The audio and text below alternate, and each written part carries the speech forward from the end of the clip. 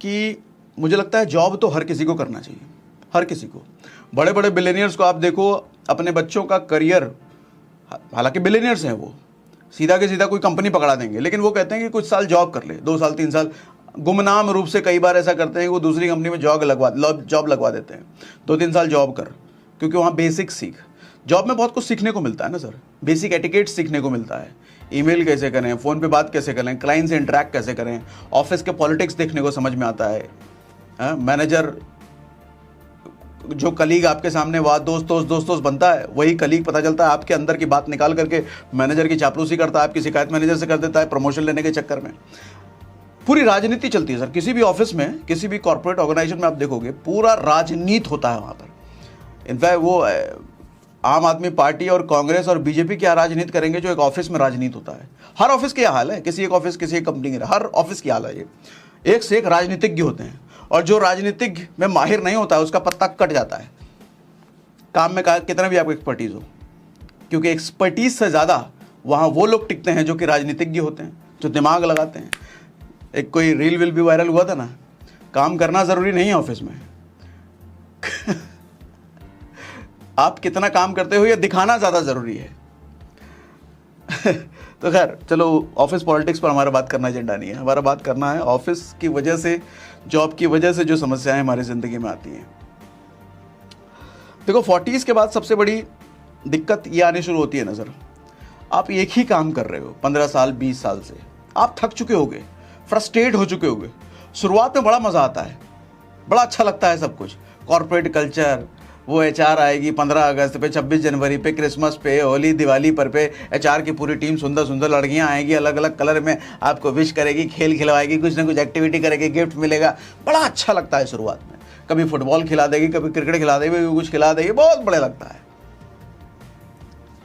लेकिन बाद में इन चीज़ों से आप बोर हो जाते हो सर, 15-15 साल, 20-20 साल, और 40 के बाद ऐसा होता है कि आप नौकरी बदल नहीं सकते, जैसा उस आदमी ने बोला, नाम नहीं लूँगा मैं, नौकरी बदल नहीं सकते और उस नौकरी में रह नहीं सकते।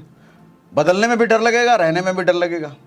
अच्छा, अपना बिजनेस करने का सोच नहीं सकते, कारण क्या है, रिस्क लेने की लायक आप बचे नहीं हो। क्यों?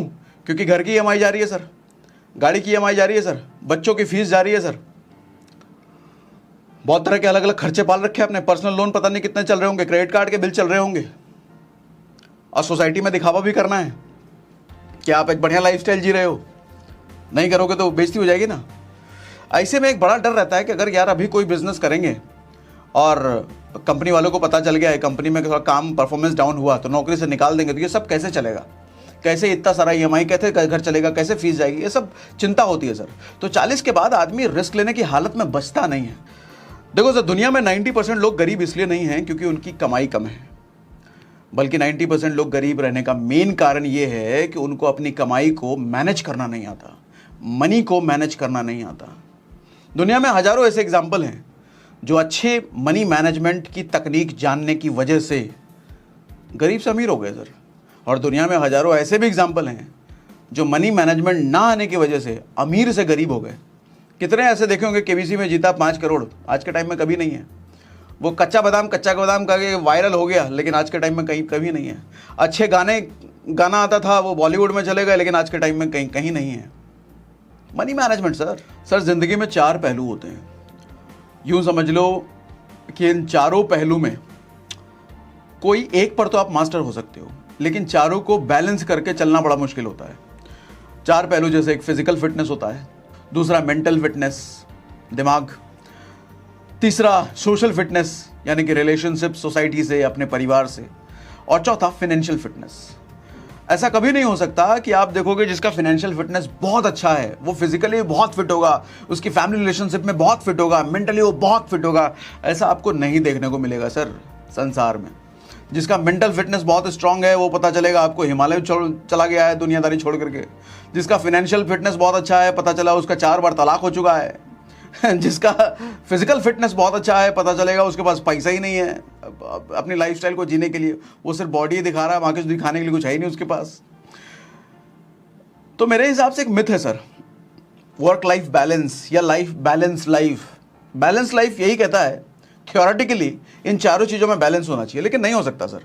अगर आप इन चारों चीज़ों में बैलेंस करने वाले हो ना, तो यकीन मानो आप एक मिडिल क्लास ही रह जाओगे, एवरेज आदमी ही रह जाओगे। अगर आपको किसी भी फील्ड में एकदम एक्सल तक जाना है, टॉप पर जाना है, कॉम्प्रोमाइज़ करना पड़ेगा सर बाकी चीज़ों से। उस चीज़ में अगर मास्टर बनना है तो बाकी चीज़ों से कॉम्प्रोमाइज़ करना ही पड़ेगा। लेकिन होता यह है कि जब जॉब में आप लंबे समय तक रहते हो ना सर, तो आपका किसी भी चीज़ में मास्टरी तो नहीं ही होता है, और ये सारी ही चीज़ें खराब हो जाती हैं। पैसा आपके पास ज़्यादा होता नहीं है सर, टेंशन में आपका हेल्थ खराब होता है सर, है ना।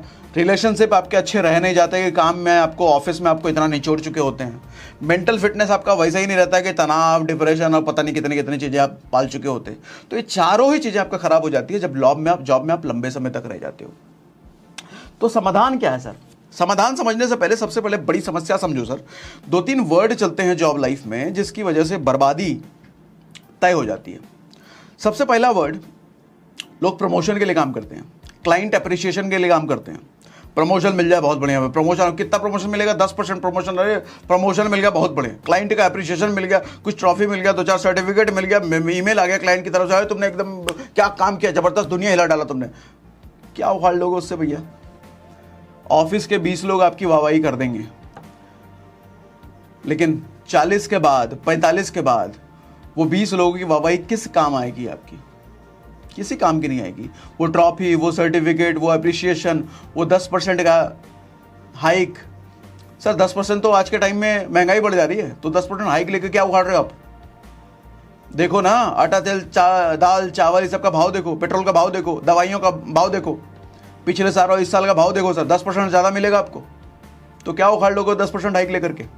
और सबसे ज़्यादा जो मारता है वो है सर शब्द स्टेबिलिटी, स्टेबल। ऑफिस में हमारे मैनेजर हमको कहते थे कि सागर, एक कंपनी में टिके रहने से स्टेबिलिटी आती है, दूसरी कंपनियों का पर भरोसा होता है। एक कंपनी में आपने 10 साल काम किया, 5 साल काम किया, 15 साल काम किया, और 15 साल एक ही कंपनी में काम करने के बाद दूसरी कंपनी में जाने लायक तुम बचोगे नहीं, क्या करोगे ऐसी स्टेबिलिटी का? सर मिडिल क्लास की ये सबसे बड़ी समस्या है, स्टेबिलिटी। ये उसको बचपन से ही ये वर्ड उसको गोथा जाता है दिमाग में। अच्छी पढ़ाई कर, क्योंकि अच्छी नौकरी मिलेगी। अच्छी नौकरी क्यों मिलेगी? लाइफ में स्टेबल हो जाएगा। वो एक डायलॉग था ना वो 3 इडियट में, पहले स्टेबल हो जाओ, उसके बाद ये सब फोटोग्राफी, ये सब सोचना। देखो ना कॉलेजेस में, हम कॉलेज में एडमिशन लेने से पहले ये देखते हैं कि किस कॉलेज में सबसे ज़्यादा नौकरियां दी गई हैं, कहाँ सबसे ज़्यादा हमको नौकरी मिल जाएगा, कहाँ नौकरी की श्योरिटी है। स्टेबिलिटी। ये मिडिल क्लास जॉब वाले सर मरते हैं इसी वर्ड की वजह से। मेरे हिसाब से सर स्टेबिलिटी इंपॉर्टेंट नहीं है वर्ड इंपॉर्टेंट है ग्रोथ। जो आदमी ग्रोथ माइंडेड होता है ना, वो बढ़ता चला जाता है लाइफ में सर। और लाइफ का मतलब ही है प्रोग्रेसिव होना है सर। जब आदमी एक जगह पर स्थिर हो जाता है ना, तब वो फ्रस्ट्रेट होने लग जाता है।